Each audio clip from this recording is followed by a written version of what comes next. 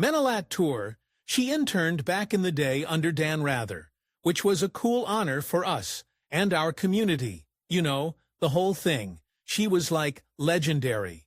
That me bumping into her, fortuitously is just like, she was like the one. She was the catch. Chip Gaines built a $50 million empire with Joanna. But something happened in early 2025 that changed everything. Joanna's latest magazine essay hinted at struggles nobody saw coming. She wrote about drowning, about chaos behind the perfect image. Now sources close to the family say Chip is preparing for life without his partner. The man who once said money is boring suddenly faces losing something money can't fix. Chip Gaines was born on November 14, 1974, in Albuquerque, New Mexico. But even before he could walk, stability was a foreign concept. His family moved constantly, not just across town, but across states. Every time he started to settle in, they packed up and left again. New schools, new homes, new faces. He never had the chance to stay long enough to belong. But instead of breaking him, it toughened him. By the time he was a teenager, Chip had learned how to adjust, how to survive, how to keep moving forward, even when everything around him kept shifting. That skill, adaptability, would later become his greatest asset. As a kid, Chip had one dream that never changed: baseball. He poured everything into it. He had the talent, the drive, the fire. Baylor University scouted him. And just like that, he transferred with the hope of going pro. But then it all collapsed. The coach who recruited him retired. The new one cut him. Just like that, years of work disappeared. Chip spiraled into depression. The dream was dead. But in that wreckage, something else started to form. He could have quit. Instead, he pivoted. He turned all that energy into something new. That heartbreak on the field gave birth to a different kind of ambition, one that couldn't be benched. While most students were barely keeping up with lectures, Chip couldn't sit still. At Baylor, he ran business after business. One was a laundry service called Green and Gold. Another was a fireworks stand. Then he started landscaping around Waco. These weren't just little experiments. He went all in. He was learning how to deal with customers, manage money, juggle stress, and sell a service, all while still attending classes. He wasn't following a textbook. He was writing his own. It didn't matter how small the job was. Chip treated everything like it was $1 million company. That hunger never left him. Then came the $30,000 flip that changed everything. He was still in college when he bought his first house. His parents helped him secure the deal. And Chip dove in head first. He didn't just hire people. He did the work himself. He stayed up late, painted walls, fixed floors, learned how to spot value where others saw junk. When he finally sold the house, it wasn't just for a profit. It was proof. Proof that he had an eye, that he could build something from nothing, that small deals could lead to a big future. That one flip lit the fire. Even with all the chaos, running businesses, managing real estate, Chip didn't let school slide. In 1998, he graduated with a degree in business from Baylor's Hancomer School of Business. Balancing all those responsibilities wasn't easy, but he made it work. What he learned in class gave structure to what he was already doing on instinct. He could now speak the language of spreadsheets, margins, and strategy. It wasn't theory anymore. It was practice meeting education. And it set the stage for everything he'd later build with Joanna. But long before HGTV, there was Amy. Chip dated her for over 2 years during college. He admits he was immature. She was patient. He says she stuck with him through all his flaws. At the time, he didn't realize how much she meant to him. He thought he had time. He thought she'd always be there. He thought wrong. Years later, he would write that he had been hell-bent on marrying her. But by then, the damage had already been done. Everything came crashing down in London. Amy had moved there for work. Chip flew out to visit. They walked along the Thames River. She asked him the question she had likely been holding in for months. "What are we doing?"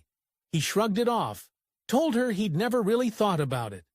That moment hit her like a punch. She needed clarity. He gave her silence, and that silence ended them. On the flight back, something snapped in Chip's mind. He finally realized he wanted her, but it was too late. The moment he'd been indifferent, she had already begun to let go. Back home, he couldn't let it go. He asked her parents for permission to propose. They said no. He kept pushing.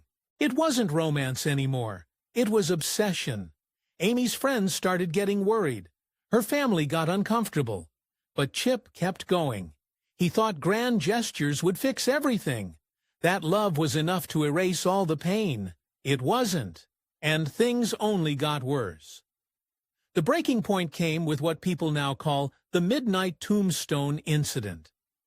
Chip showed up at Amy's apartment in Texas and built a stone retaining wall outside at night. He left a note. He thought it was romantic. Her roommates thought it was a threat. The structure looked like a grave marker. They called the police.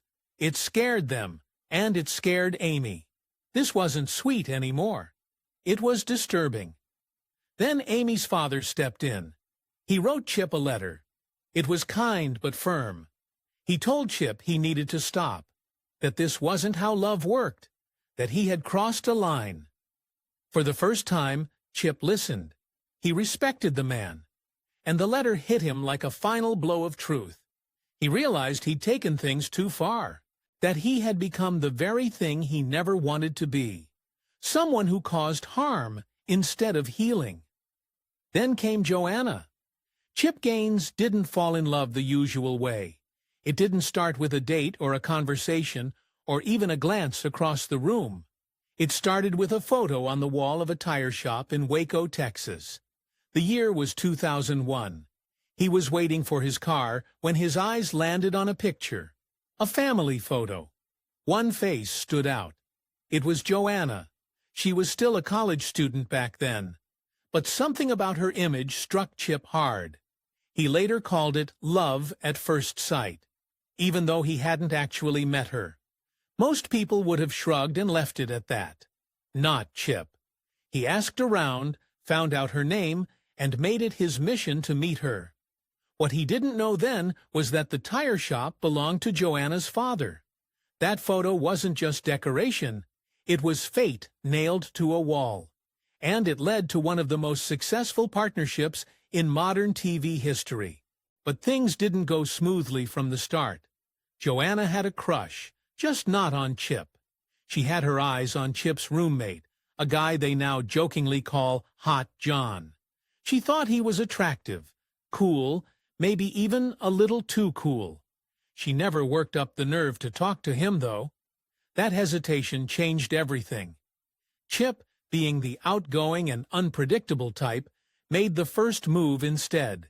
If Joanna had said one word to Hot John, or if Chip had stayed silent, there might never have been a show called Fixer Upper. Sometimes your future sneaks in through the side door when you're staring at the front. When Chip finally did ask Joanna out, he blew it, badly. Their first date was supposed to be fun. Instead, it almost didn't happen. Chip showed up 90 minutes late with no apology and no plan, just vibes. Most people would have walked out or slammed the door in his face, but Joanna didn't. She still isn't sure why, but something about his clumsy, laid-back energy made her laugh instead of leave. That moment told them both something important. They could mess up and still show up. Their entire relationship was built on that idea. Patience over perfection. Then came the $50 bet. Chip and Hot John made a deal. Whoever called his date back first had to pay the other $50. So Chip, determined not to lose, went silent. Days passed, then weeks. Joanna was confused, wondering if he'd ghosted her. She had no idea he was in a stupid contest. He didn't call for months. It could have ruined everything. But somehow, fate, or maybe stubbornness, pulled them back together. When she found out about the bet later, she could have ended it. Instead, she laughed. That story became just another weird but true chapter in their growing legend.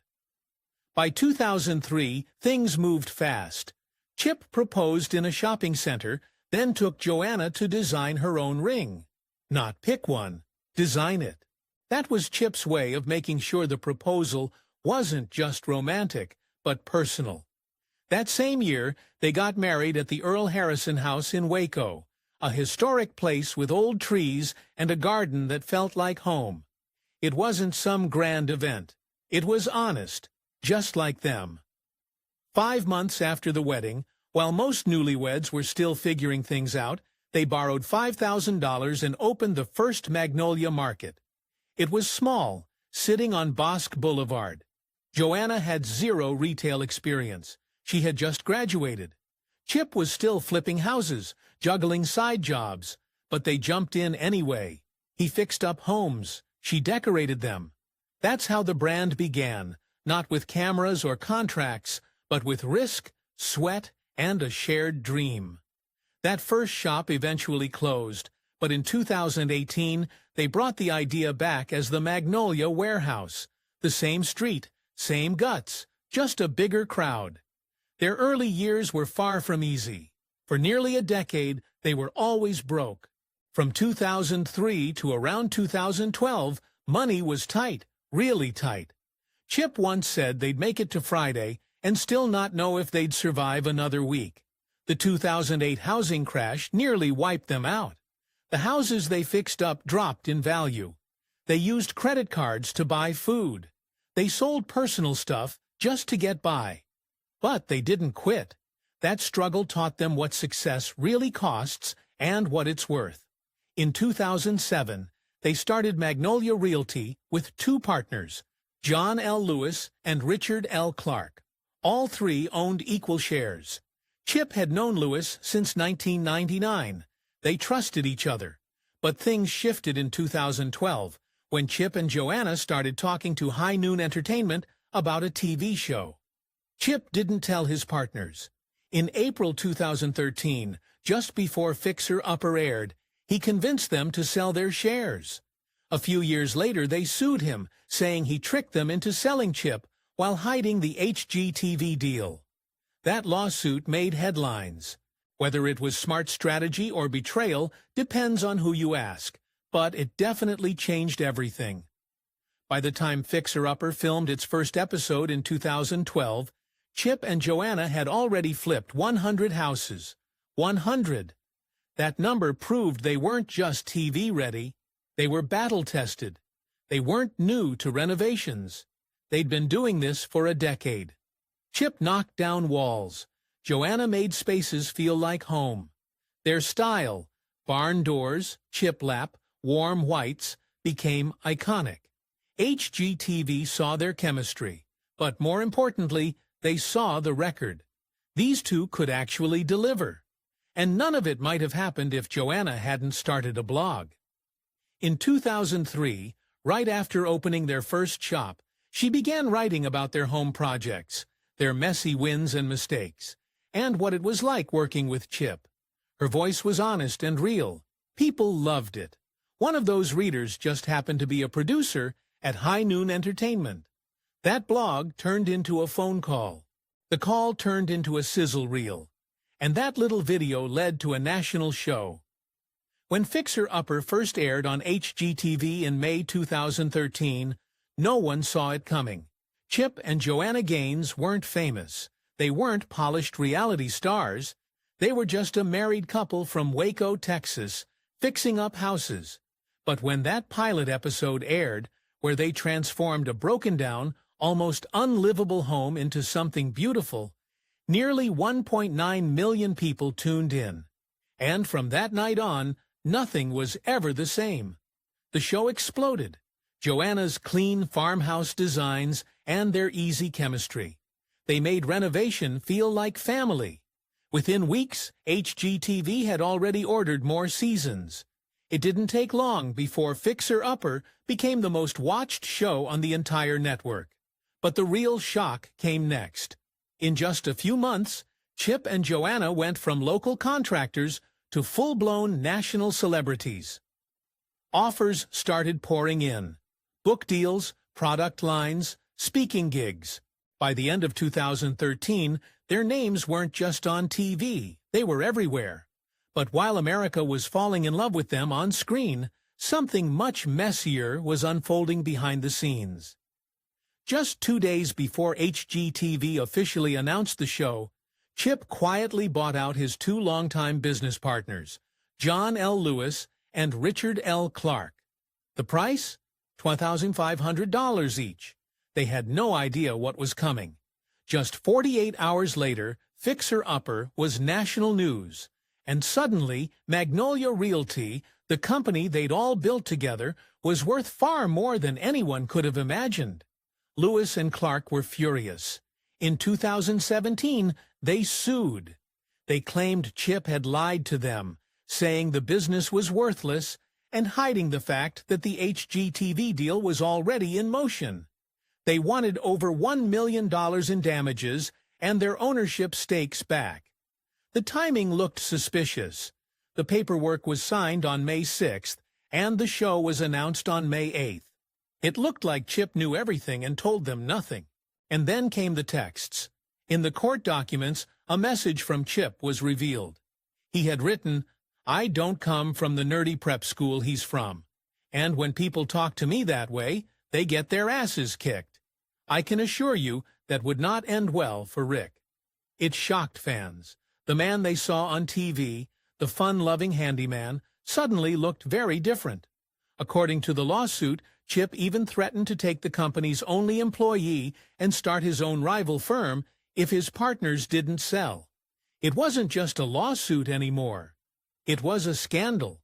Even though the case was dismissed in 2020 and later settled out of court in 2023, the damage was already done.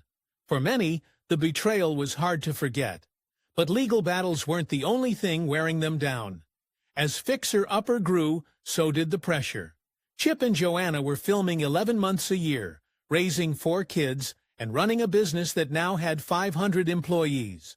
Chip later said it was like being stuck in a loop, finishing one project while already prepping the next.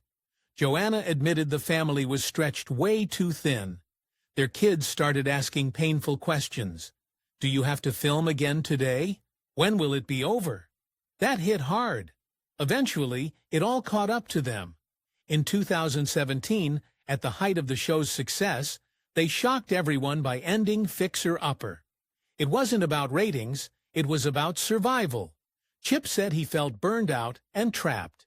Joanna wanted her kids to have a normal childhood. Walking away was risky, but necessary. Still, even after they stepped away from TV, they weren't done building. On October 30th, 2015, while the show was still airing, they opened their most ambitious project yet, Magnolia Market at the Silos. 2 massive grain silos in downtown Waco were turned into a retail paradise. The opening event, called Celebration, brought in 5,000 to 8,000 visitors in one weekend. By the next year, they had 1.2 million visitors, and at their peak, around 30,000 people were visiting every week. What used to be a forgotten lot became a full-blown tourist destination and a symbol of their empire. But the fame also brought fear. One day in 2016 or 2017, Chip was walking with his young son, Duke, through a crowded flea market in Waco. A few fans recognized him, then a few more. In seconds, Chip was surrounded, and Duke was gone, just 10 yards ahead. But in that moment, it might as well have been a mile. The panic was instant. He couldn't reach him. That day changed him. He later said, "It overwhelmed and took over my entire life." It was a sobering reminder of what they'd traded for fame. Then came a wave of backlash. In December 2016, BuzzFeed ran a story about their church, Antioch Community Church, and its pastor, Jimmy Seibert. The pastor had preached strongly against same-sex marriage and was linked to conversion therapy. Fans were shocked. The show had never featured a same-sex couple. Critics questioned the Gaines' stance. HGTV defended its commitment to diversity. Chip tweeted a vague call for respect. Joanna called the accusations untrue, but the damage was done. It was the first time their brand felt truly vulnerable. And things got worse in 2018 when the U.S. Environmental Protection Agency hit them with a major violation. Magnolia Homes had renovated 33 homes in Waco without following lead paint safety rules. These weren't just technicalities, they were health risks, especially for children. The EPA said the company skipped certifications, failed to provide homeowners with required pamphlets, and didn't assign certified supervisors to lead-prone sites. The couple settled. They paid a $40,000 fine, spent $160,000 fixing up high-risk homes, and were forced to create a lead safety video for national broadcast.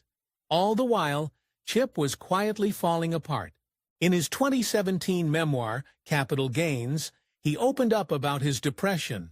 It had started years earlier when he was cut from Baylor's baseball team, but it crept back during Fixer Upper.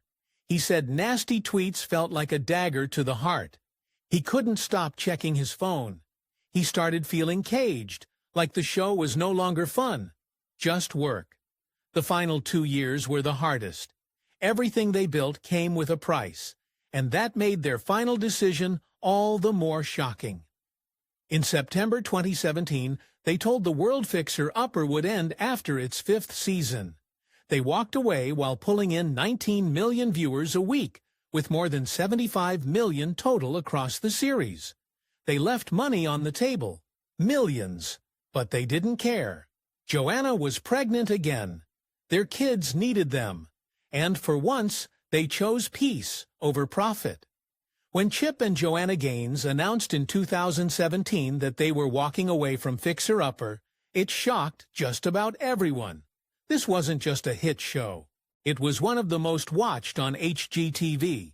They were making $30,000 per episode, plus extra yearly payments. Fans were obsessed. Advisors told them they were crazy. Why give up guaranteed fame and income? But Chip and Joanna had something else in mind. They wanted more than a hit show. They wanted to build something of their own. In 2018, they made their big move. They joined forces with Discovery Inc. and announced plans for Magnolia Network. No one had seen anything like it from reality stars. This wasn't just a spin-off show or a merchandise line. They were building an entire media platform from scratch.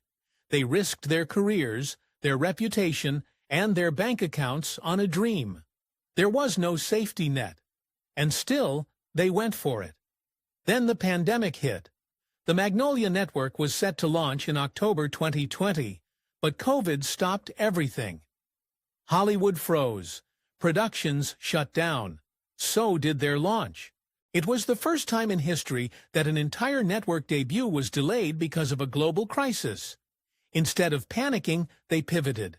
In April 2020, they aired preview specials like Magnolia Presents, which pulled in 2.5 million viewers.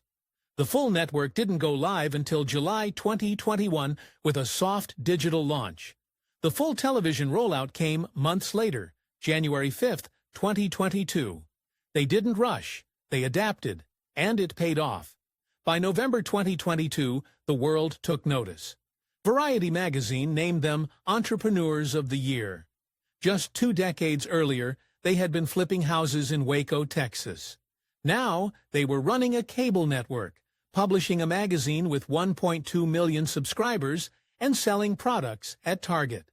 It all started with a tiny shop called Magnolia in 2003. Today, it's an empire, but TV and media weren't enough. Back home in Waco, they turned their brand into a destination.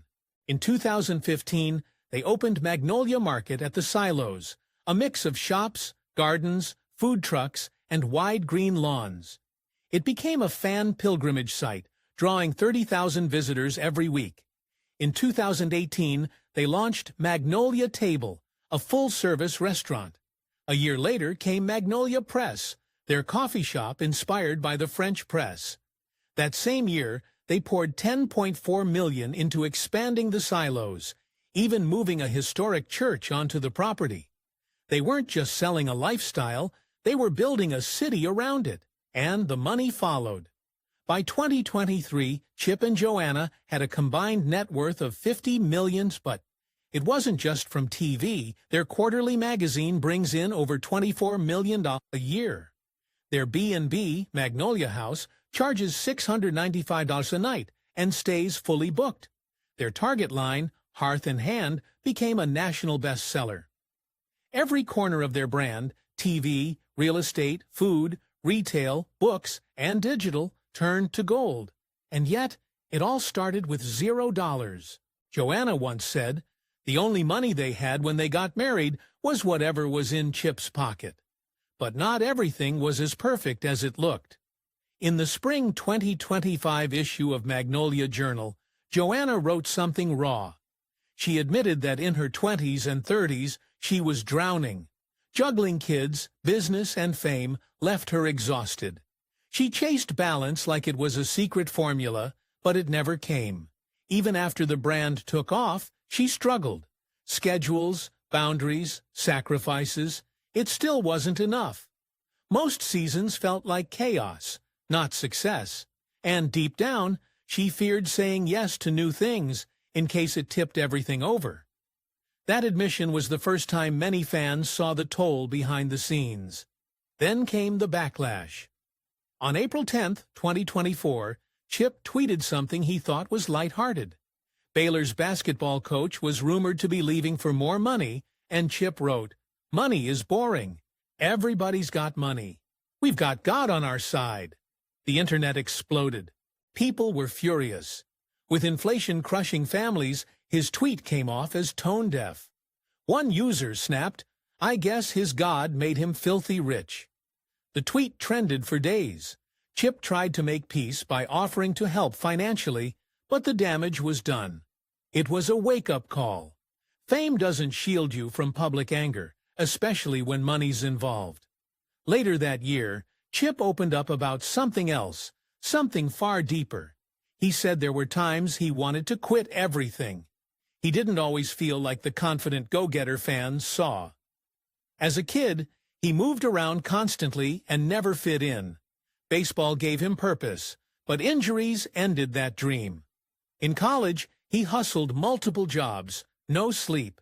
Even in Waco, before the fame, he launched small businesses, landscaping, laundry, real estate, all of which nearly failed. He felt like he was drowning in stress. He said there were moments when walking away seemed easier than pushing through. But those low points taught him how to fight, how to problem solve, and how to keep going when nothing made sense. In February 2025, he wrote an essay that revealed something else, his fear for his kids. Not fear of failure, but of fake success.